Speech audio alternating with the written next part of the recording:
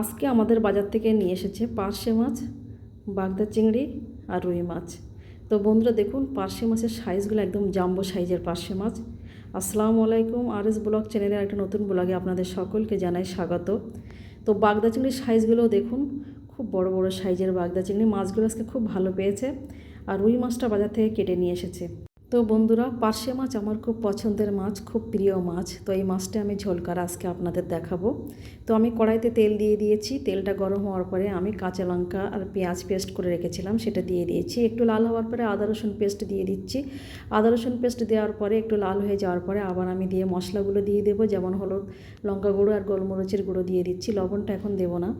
আমি মাছটা কাঁচা ঝোল করব, যেহেতু পার্শে মাছ আর ভেটকি মাছ কাঁচা ঝোল করলে সবচেয়ে ভালো লাগে, টেস্ট খুব দারুণ হয়।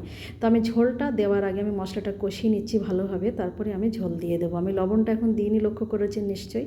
এই যে ঝোল দিয়ে দিচ্ছি, তারপরে আমি লবণ দিয়ে দেবো। ঝোলটা ফুটে ওঠার পরে আমি মাছগুলো দিয়ে দেবো। আমি বারবার বলছি, পার্শে মাছ আর ভেটকি মাছ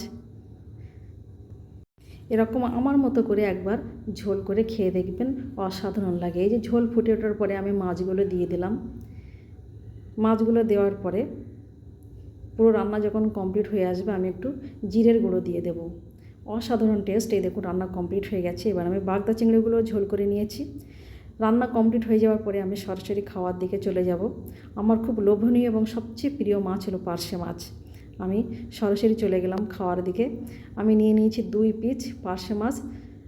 আমার পার্শে মাছ অনেক ভালো লাগে, আমি 3-4 পিস খেয়ে নিতে পারি, অনেক বড় বড় সাইজের, সেই জন্য আমি 2 পিস নিয়ে নিলাম।